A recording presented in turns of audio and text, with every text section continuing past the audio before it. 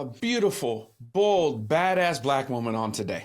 Dr. Renee Baker. I mean, TEDx, own companies, helping everybody, own podcasts. Why wouldn't you want to listen to today's episode?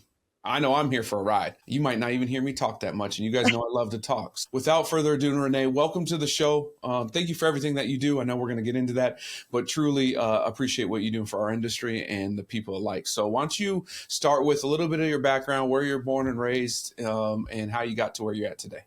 Oh, yeah. So just thank you. Thank you so much for having me on this podcast. You had me at hello with the title, and that's how I live. No BS. Let's get into it. But just a pleasure to be here. So my story, I am from New Jersey. I am a Jersey girl. I am born, raised, and I say mostly educated because I went to Rutgers University undergrad, but my family is still from there. But where I'm from in New Jersey, and I love to explain this. So listeners, just stay with me for a moment. And if you're from New Jersey, you get it. But I'm from the Garden State. And when people think New Jersey, they think, North Jersey. They think about what they saw on The Sopranos. But I am from the southern part of the state, exit 1 on the turnpike. I am from Salem County. I think most people know, if you're from that area, you know Cowtown. So I'm from Cowtown. And the flea market, the rodeo, and I'd say the best cowboy boots out there. But I'm from a small town, and I grew up really insulated, very close to my family, still very close to my family. Relationships were always a big part of my life, and I always say I was born on love and leadership. And that's it's a nice balance between my two parents who both love me, but my mom doesn't play. Talk about no BS. You need to have her on this podcast. My mother does not play. So being the oldest of 2 daughters and being surrounded by family, I just grew up super curious. I was the youngest of my class. So maybe humble flex, but I was a nerd. Like I was a nerd, the youngest of my class, and just always operated differently. I said I was leaving my small town when they said, way before the internet, way before all those things. And they thought I was crazy, but here we are, left my little small town. And I feel like I've done all right, and went on to Rutgers, majored in finance, and ultimately began this amazing journey working on Wall Street and in financial services before I made the leap to the voluntary leap, I'll say, to join the masses of creating wealth on our own terms and the full-time entrepreneurship. So I skipped a lot of places. I'm a woman of a certain age, so we don't have all that much time to fill in the gaps, but we can fill in the gaps in this conversation. I love it. What made you want to get into finance? Like, I know growing up, it was because my mom didn't have any money. I grew up a lot around poor people, and I was like, I want to get out of that, but I want to help teach that later too. So I need to go get the education. What made you determined to go into finance in general, just to start? You know what? It wasn't even something that I planned to. I was a biology major. I wanted to be a doctor. I became a doctor in a different way, but I was going to be a doctor. And me and my best friend, we said that we were both going to be doctors. And she is a doctor still in New Jersey. And I, joined finance. And the reason I got into finance is because, see, I was a biology major. I was going to go that route, but it came to a point where we had to work with cadavers, and I'm inquisitive. I'm curious. I had questions. I care about people. I just shared that's how I grew up. And I just always had a lot of questions about the people. Like, what was their story? What happened? What was their life like? And I carried it with me. And I remember having a conversation, looking back to that conversation and thinking about it. And the counselor at the time was like, you're so involved with people. You care too much. Maybe you should consider more business. And since you're really good in math and science, have you ever thought about finance? And while probably back then, and if you're Gen X like me, we've seen and heard a lot of things that we weren't sensitive. It didn't hurt my feelings. I didn't think at that time like, oh, how dare you say that to me? But looking back on that guidance now, that probably was a really good turning point for me, because guess what? I ended up going into finance, which I absolutely loved. And she was wrong. This industry has been all about people. It's been all about relationships. But I trust the fact that life happens for us and not to us. And I went on this journey, and it has given me an amazing opportunity. So while I didn't know that I wanted to be in finance, I am glad that I have this opportunity to have enjoyed this career, still be a part of the conversation and bring a different perspective. You bring a perspective as a CFP, and what you all do as certified financial planners can be augmented and supported by those of us that have been in the industry and have different life experiences that can help augment and support the totality of the population and helping them get more informed about financial topics. And it's not as complicated. We make it harder than it is, but let's try to break down those barriers to access and to entry so that we can have more of these conversations. I agree. What do you think is the biggest hurdle right now? Is it access? Is it mindset? Is it societal, norms and stuff like that? What do you think's the biggest hurdle for our population, like the majority of the population, actually having financial education and making good financial choices? Oh my goodness, this is such a great question because I think there's a couple of different things, right? And it depends. Some of the people that I've spoken to, if you've grown up without money, I'd say the biggest hurdle is mindset and scarcity mindset. You don't think that you deserve it. You have all these limits and beliefs about money. All of these childhood conversations have come out that told you that depending on where you're from, money is the root of all evil. I heard money doesn't grow on trees. So where does it grow? Where does it grow? Tell me that. And a lot of those decisions when it comes to mindset leads to a lot of fear, like I said, scarcity, and your decision-making process is not necessarily aligned. And I know people who, and just like you, I'm sure, there's people who make a ton of money. You think you have more money, like what they say, more money, more problems. So more money, more problems. And sometimes there are people who might not be wealthy or rich when it comes to their salary, but yet they have an ability to build a nest egg. So I think that the hurdle sometimes isn't always just the technical knowledge. It's a mindset and understanding that we all have the ability to create wealth and build financial independence as we defined it. And as I say, abundance, which is my word for 2025, is our birthright. And we all have the ability to have access to it. So mindset and the technical piece, we can help to shift. I can't change your mindset. I can only help you get there. Amen to that. And that's how my career kind of went. I went with like, hey, we lack financial literacy from a technical perspective. When I first got into the industry 14 years ago, that transition to, okay, now we're not financially educated. And that's more of the mindset perspective. I've now not shifted, but aligned that with, we need a team. Humans are built on community. Right. It's in our nature.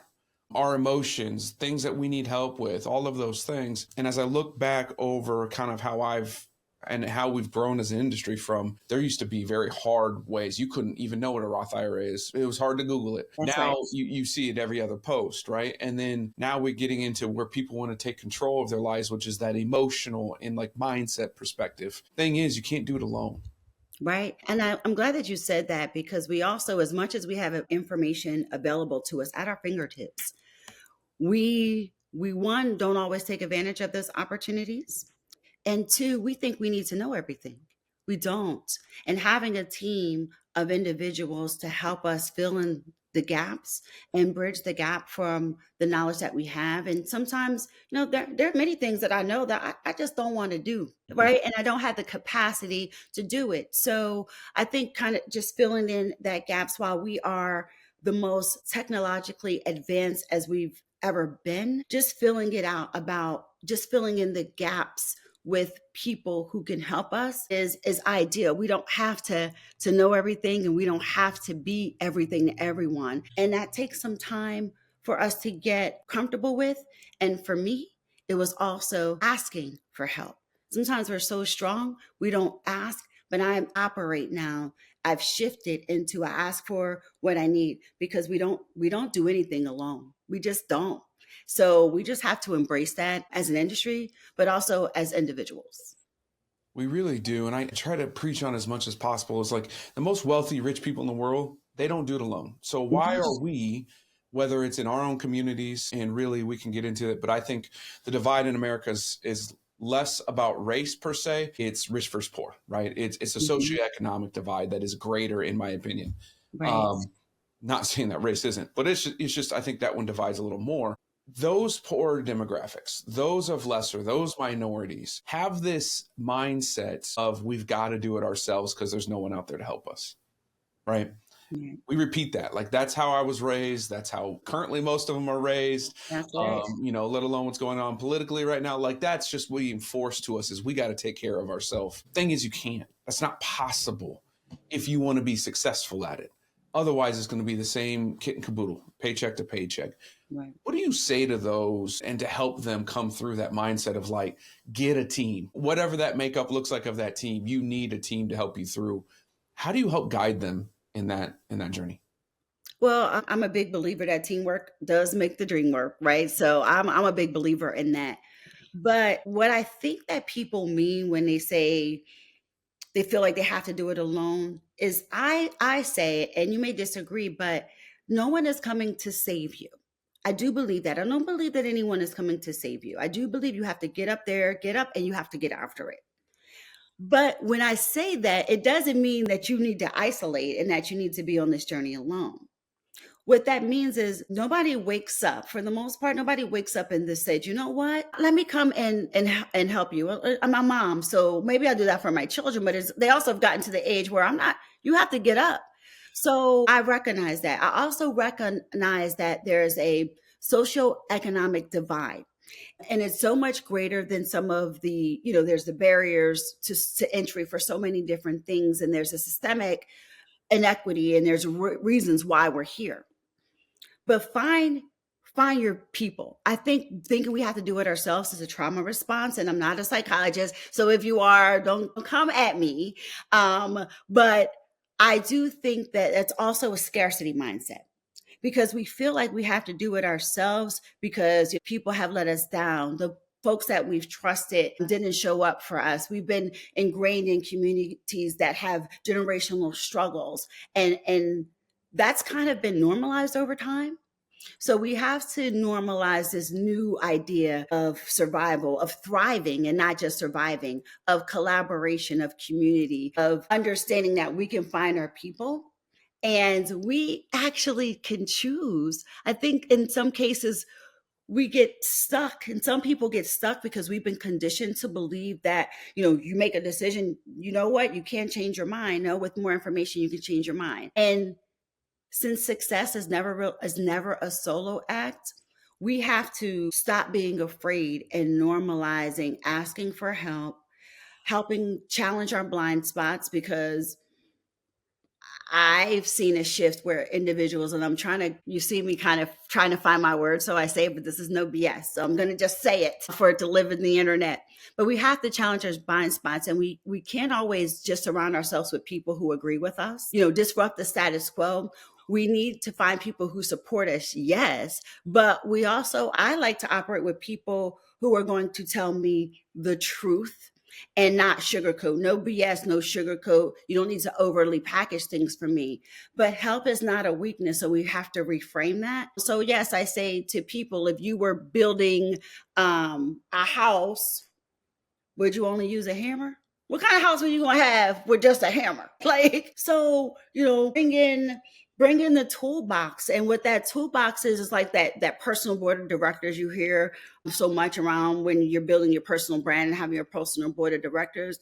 But in your toolbox, you have people with different perspective, different skills, ideas to bring things to be more efficient, to help you work through it. So I like to guide people through a team by explaining it in that way. And also remind folks that burnout is a real thing. And when we take on too much, we're not even our best selves. We can't be our best selves. So looking at it in that way, and it doesn't need to be overly formal or expensive. A team could be not people necessarily that you hire. That's my point. They can be your mentors. They can be your friend, financial advisor, a coach, someone that's going to hold you accountable and help you see things through a different perspective. So I think that there's a a bunch of things, and I'll sum it up. Knowing that you can't build a house with a hammer. Let's know that. Know that teamwork makes the dream work, and we can bring in people to help complete our skill set or whatever challenge we have, and it doesn't need to be formal and expensive.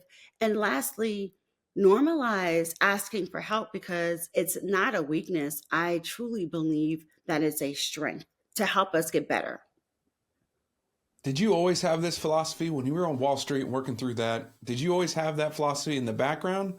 And that's what led you to doing your own business? Or how did that all work into your career path? Around having a team. Mm-hmm. Yeah, so I would say I'm a team kind of person. I'm a community person. As much as I'm very independent, I like community. I probably was really talking about community before it was community. I mean, I'm a sorority. Like I like to lead, but I also like to be surrounded with individuals. But I also believe that we need to create a foundation to build on. And as a young person, I was a master delegator. I was a leader as a child. I would have lists and I would be like the manager of my cousins and my sister, and I would give them tasks and delegate. I thought I was just trying to get out of my chores by encouraging them, by giving them money because I would make money because I got good grades. I'd make the money and then I would use it to help be more efficient. Like if I want to read a book, then I don't have time to read the book if I need to clean the bathroom. But if I pay my cousin $5, they'll do that and I can free up my time. So I didn't realize that I was doing it at the time, but my cousins will laugh and they'll say, that's why you're not low maintenance. That's what I'll say. But I knew that I could empower people to do things by freeing up my time. I don't know. It sounds really bad as I'm saying it, but I'll say that I have always been this way. And I truly believe, and even when I created when we launched this company, I didn't even do this alone. I have a business partner. We have a team. You know, people might see me and they'll think for the Unleashed Life podcast, there is a team. For the RBI group, there is a team. And I try to operate where I have the best strengths. And while I step out of the box sometimes and I try to do things that disrupt the status quo, I think there's true power in teamwork. And I've always felt that way. And, you know, I micromanage some of my projects, you know, but listen, you can't just break out of Right, things. that's gonna happen. Yeah, it's gonna happen. I try not to do too much, but I just think that teams and this idea of teams just gets a bad rap sometimes. I mean, even at the university, I teach at a university, and whenever I talk about projects with teams, you hear a collective sigh, like, we just have to be more intentional. And I say, let's not talk about it as teamwork. Let's talk about it as relationship building. And let's use it as an opportunity to build stronger and tighter relationships. It goes a long way.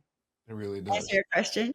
No, yeah, it did. It did. Let's talk about your RBI group. Yeah. Let's talk about launching a firm a couple years ago. Talk us through why the decision to do it, the emotional decision behind that, and kind of some ups and downs you've had over the last couple years. Yeah, so the RBI group was let me just set the scene. 2023, I came into 2023 thinking, okay, I had this great job. There's some really big things that we want to do, and I'm really excited. March of 2023, my grandmother, who my father's mother, we're very close. We were very close, and she passed away. And one of the last conversations that I had with her, I sent her flowers every month, and every month she would get these flowers, and she would act as if this was the first time that she's gotten the flowers. And so I get the flowers. We have a call, and one of the conversations that we were having was about I'd always had like a side hustle. I believe in diversifying income streams. And I had been talking about it, but I never really did it, right? Like I thought that my former firm needed me. I thought that the advisors needed me. And I was afraid, quite frankly. And she said, you don't get more time, but you can always get another title. And she passed away in her sleep that night. And we had the funeral, and I had a mentor who was in London, and he and I were talking about that same topic. And, you know, he was checking in. He was like, you know, I told him what she said, and he said, you're right. You don't. And what is the worst thing that could happen? Like, you're not going to get more time. And the longer you think about it, the more time is going to pass, and you're never going to get that time back. Just go for it. And he died in his sleep about a week or so later.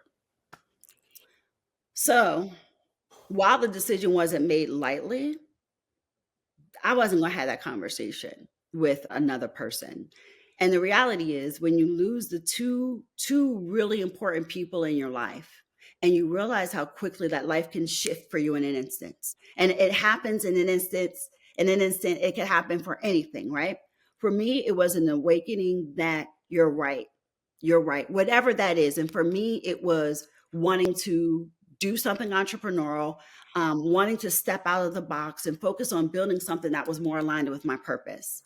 And what was the worst thing was going to happen? So when I came back from bereavement leave, which my former firm was so good about, I mean, we had the time. I never ever needed it until that moment. And I made the decision when I came back to submit my resignation with the intention of just taking some time. I had just been going nonstop while everybody in 2020 and for years, I'm a overachiever. So I was going. I had never just paused. So it was a period of reflection that I wanted.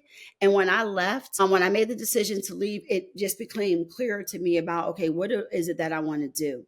And what I'll say is, I didn't know for sure. And it was hard to walk away from multiple six figures in a career that you love. That's not easy. But what I do is I stepped out on faith.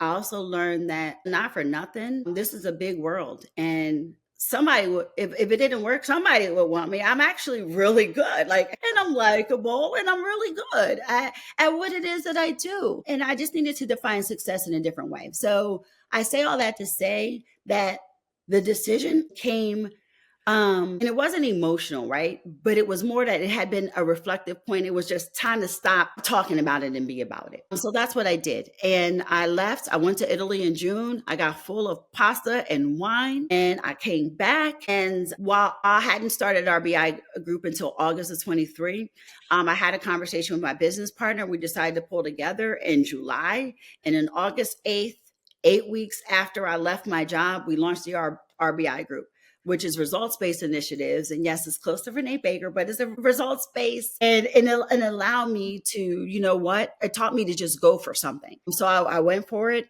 And listen, I think the most rewarding thing of entrepreneurship is the ability to step into your vision, your purpose, and your power, and to execute. Nothing was going to get in the way. I love working with financial advisors. I love this industry. So it gave me an opportunity to combine my passion of marketing and finance and help advisors grow their businesses. And also, I love financial education. So we have a huge focus on financial education. So there was that, and that's been tangible and building something. I'm not the same person I was when I left. I'm more aware, and I would encourage, if you have it in you, to do it. If I could go back, I wish I would have done it sooner. But I think this journey is something for everybody to experience. And I've had also the opportunity to create the Unleashed Life, which just really the platform to empower professionals and entrepreneurs to break free from those limitations, all those things that held me back, and live life unapologetically. So it's been a passion project. But when I went back into my diary, into my notes, I had used that word. The reason we came with Unleashed, I had used that word so many times. And I remember getting a performance evaluation, and the leader said, "What does Renee Unleashed look like?" And I was like, oh, you don't want to know. It's not for this audience. But it also taught me to step into my power and not be afraid. But, and I'll say, and there's the other side of that. Let's be honest. Entrepreneurship is not for everyone, and it is not for the faint of heart. So when I talk about entrepreneurship, it is not to disparage my amazing years in corporate, because of those years, I feel like I have been equipped to be able to stand in this space and own it. But it's not for everyone. And another thing that I hadn't planned for is the transition from being in a corporate space to running your own business, which can be very liberating, but it's also terrifying at the same time. The amount of things that I had to unlearn, like, okay, we're going to have a meeting every Monday at 8:30 a.m. And I was like, no. Or let's follow up the chain of command. Who is the chain of command? Right here. There's nowhere to go. So I had to be able to trust the fact that I was building sustainability on my own, and I wasn't creating a job. I'm building a company. And that was another mindset shift, that in order for me to get things done, I had to be comfortable going. And when I don't go, in the beginning, when I don't go, we're not getting new clients. So now we have a team, right? We have individuals. So that it gives us more flexibility so other people can have their strengths. And I'm a relationship builder, I'm a rainmaker, I'm a strategist. I can focus on that. But it's also very lonely. Most of my friends were in corporate. I had to meet other individuals that were in as entrepreneurs. I also had to get uncomfortable with the folks that are watching to see what was going on, because everybody is watching. They might not admit it. Oh, but they're watching. What is she doing? Is she crazy? Yes, I'm crazy enough to be audacious, crazy enough to believe in my dreams. And here is to the crazy ones. Or when people would think that everything had to be perfect, like I wasn't perfect in corporate. I know they're not perfect, that's for sure. So why did everything I do on my one little company had to be so perfect? So I had to learn this philosophy of let them think what they want, let them be who they want, because it was getting in the way of what I wanted to do. And I had to understand that for me to do this, I had to own it. It's lonely. But you have to get comfortable building a team and community of people who are going to support you and learn as I'm building and I'm learning. And I did that a lot in corporate. So for me to do it now, it's fine. But it's just different. I don't have also the purse strings of my corporate past. Balancing that. And as I said before, I'm not low maintenance. So looking back, I wouldn't change anything. I think that the ups and downs have shaped me to be, where I am.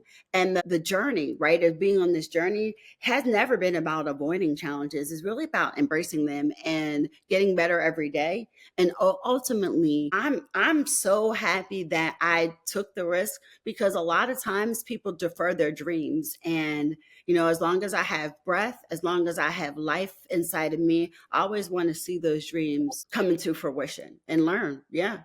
Fall down 7 times, get up 8. It's going to be what's going to be. It's gonna be what's gonna be. That's I'm right. so thankful that you just told people that you don't have to be perfect in your business. Mm-mm. Things don't have to look the best. They don't have to sound the best. Get them out.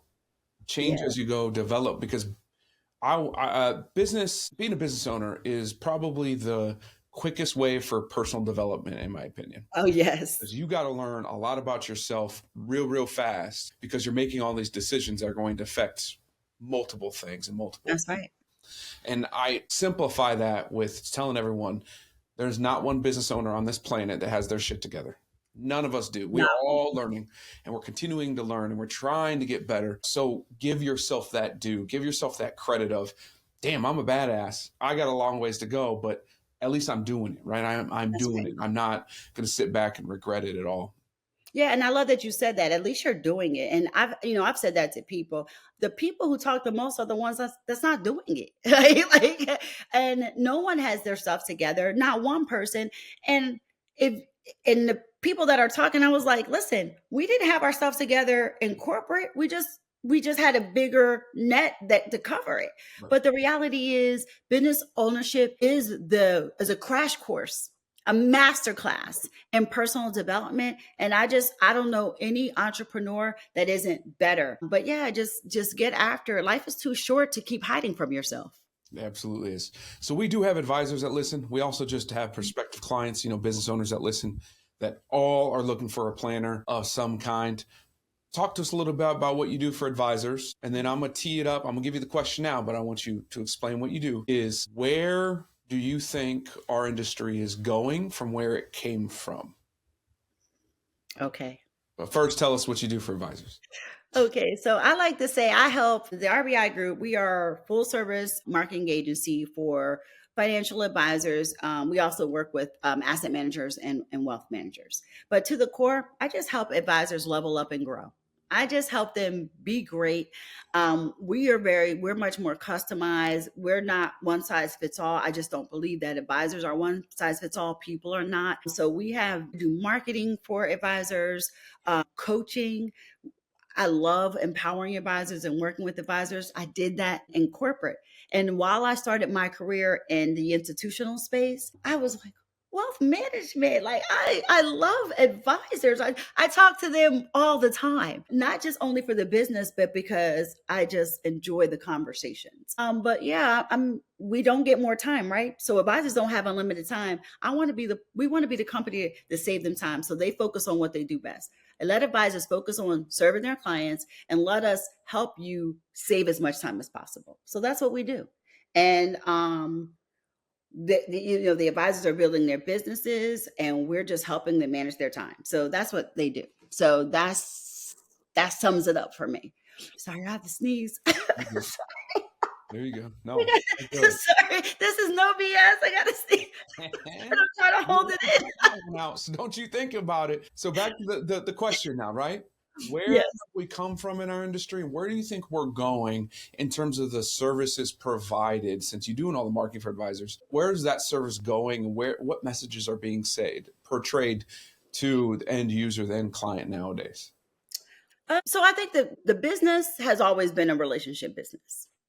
And when I talk to, advisors, they're planning, they're helping with advising, but I would say it's more human to human. Even like in marketing, you say, "Oh, is it B to B? Is it B to C?" I say it's H to H. It's human to human.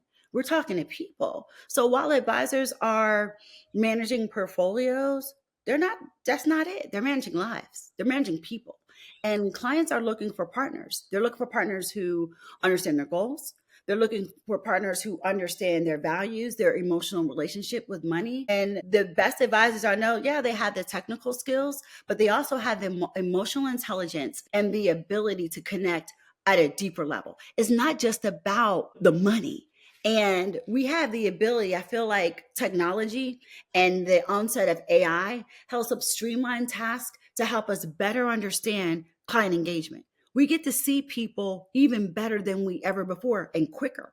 So advisors who win in the future are the ones that are going to understand and adopt technology and use it to help balance that personal input, the empathy that's needed. They're going to help that. So I don't see AI as replacing advisors, but I see it as enhancing. So again, it goes back to leveraging the power of technology to help to improve your human connection. I also think that, personal branding, sometimes people used to think of personal branding as, oh, as a flex, like don't talk about yourself, be humble. But it's not about that. Clients want to work with people who they know. And guess what they find you? They Google you, I'm sure you called before we had this conversation, you went to LinkedIn, you looked up some things, right? You talked about the TEDx, so you've seen some things. But clients want people who they can work in, not just what they offer. We all offer the same thing. People don't forget how you make them feel. So that, showing your expertise, and this is not just for advisors, this is for people. Keep your personal brand intact. People build trust before the first conversation happens. I was having dinner with an advisor last night and she made me laugh because she said the camera eats before I do, because it was the visual of the food. So clients build trust before the first conversation even happens. So think about that. And I think that values. You might say, what does that have to do with the future? It's always been there. I think it's more important of a conversation given the times that we're dealing with right now. We want people who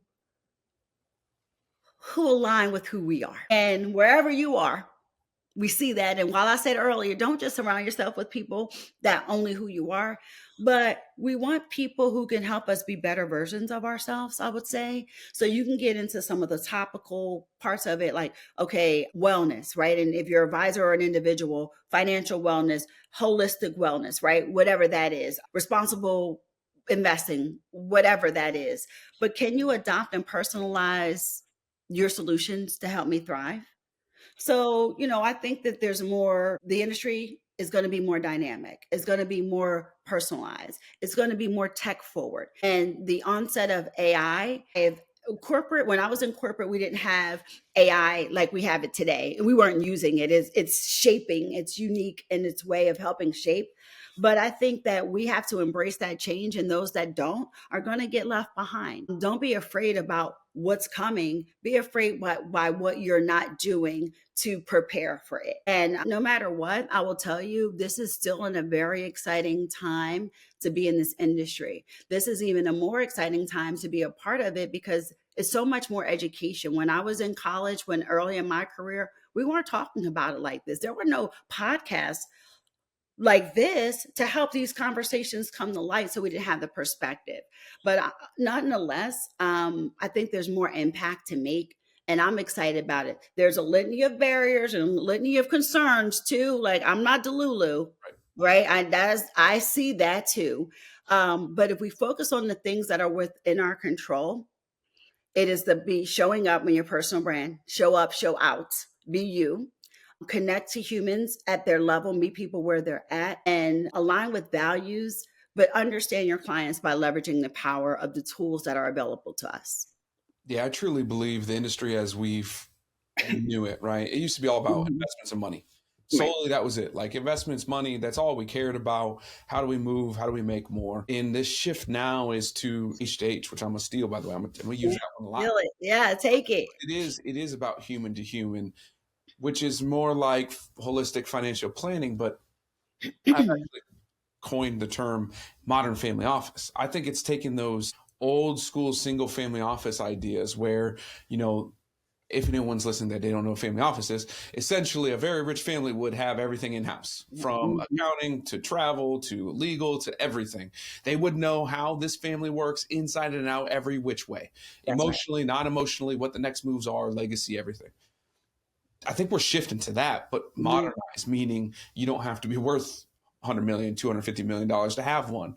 You're able Right. to have this through your planner. And so really, I think the terms change where we don't call ourselves advisors anymore. It's going to be something new at some point because we are taking on more of the emotional side. We are learning more about the person, which by the way is more on the psychology side, which is why the CFP has it in their studies now, which is Mhm. why it's more heavily regarded in that way, because the investment part is just a small piece of your pie. That's right. It's so That's right. small. Now everyone thinks that's how you get rich. No, not really. It's when you are in tuned with your star player, right? When you're Mhm. in tune with your star player, your health, your mental health, your physical health, and your wealth will come along. Then the opportunities present themselves to help you make money. But if That's you right. don't have that in line, it don't matter how much you have or don't have in terms of investing, because I could guarantee you and come out and say, hey, I got this idea, this opportunity for you, Renee, is going to give us about $1 million return in the next 2 months. That's right. And you're not in the right headspace, the opportunities, you're just going to miss out, Yeah. right? Yeah. That's But what I love happened to people. But I love that you're having that conversation, and I think to your point, we're seeing the democratization of that model. It used to be if you don't have 100 million, you don't have 250 million. I'm not getting out of bed. I don't want to talk to you. You're not getting this level of holistic support at all.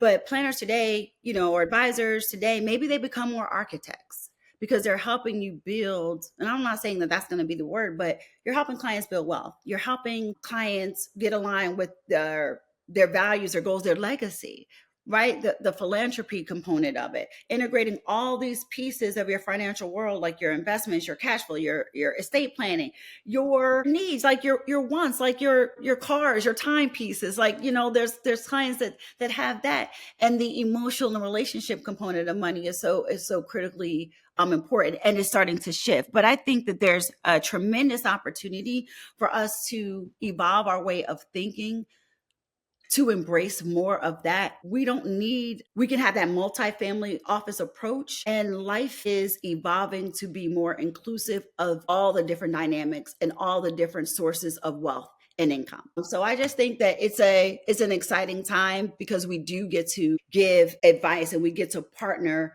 with individuals that better understand us, not just as portfolios, but as people. That's where that human to human comes in. Because it used to be, it's all about your money, but now it's about you as a person. Absolutely. Yeah. As we wrap this up, I always ask the one last question. And that is, what is one piece of advice or idea that you want to leave the audience with that they can implement today to take that next step on their journey? That's a good question. So let me Let me think about it. Okay, so they said one. I think the biggest thing is you don't have to have it all figured out to take the next step. Just do it. Yesterday, with this MLK, so for Martin Luther King Jr., he says, faith is, you don't need to see the whole stairwell. You just have to go for it. So whether it's your finances, your career, your personal life, the biggest barrier to that is the ability to just do it, to get out of our head and to go for it. So know that just go for it. Every time we build up in our minds, we build up the fear of all the things that could go wrong. But what if you start shifting them to all the things that can go right? So step into your power and your purpose, because action builds clarity. We don't know what we don't know until we do it. So I live by this mantra that the best is yet to come. But I know for it, in order for me to even show up for the best is yet to come, I have to take action. So I encourage everyone that's listening, whatever that thing is that you haven't done because you're worried about what people think, you're worried about what you don't have, you're worried about perfection. Don't worry about it. It's about progress. So take the next step, go for it, and watch your world open up for you in the best way. Because even when we fall, we don't fall. We fall forward. It's a lesson. But imagine that the best is yet to come for every single person that's listening. But you don't know until you take action, until you start. Well, you heard it from the doctor, Renee Baker, with the Unleashed Life podcast, as well as the RBI group. Go check them out. We'll have all the links and all that stuff in there. But I leave everyone with this as well. Like, share, comment, do all that stuff. Not for the algorithm. We don't care about that. But it's because we want to help you. And the better way we can help you is by you reaching out and having communications and conversations with us. We also learn from those questions and can create more content to help you on your journey. So without further ado, help us help you, and go forth and do it. Oh, by the way, human-to-human contact. That's human-to-human, not B2B, not B2C. Human-to-human. Love it. Thank you. Was sponsored by Black Mammoth. Any awards, rankings, or recognition by unaffiliated third parties or publications are in no way indicative of the advisor's future performance or any individual client's investment success. No award, ranking, or recognition should be construed as a current or past endorsement of Black Mammoth. Information regarding specific awards, rankings, or recognitions is available on the Black Mammoth website, www.blackmammoth.com. All investment strategies have the potential for profit or loss. Investment strategies such as asset allocation, diversification, or rebalancing do not assure or guarantee better performance and cannot eliminate the risk of investment losses. There are no guarantees that a portfolio employing these or any other strategy will outperform a portfolio that does not engage in such strategies. This broadcast should not be construed by any client or prospective client as a solicitation to effect or attempt to effect transactions and securities, or the rendering of personalized investment advice due to various factors including changing market conditions. The information discussed in this broadcast may no longer be reflective of current positions or recommendations. While information presented is believed to be factual and up-to-date, Black Mammoth do not guarantee its accuracy, and it should not be regarded as a complete analysis of the subjects discussed. The tax and estate planning information discussed is general in nature and is provided for informational purposes only, and should not be construed as legal or tax advice. Listeners should consult an attorney or tax professional regarding their specific legal or tax situation. Past performance is not indicative of future results.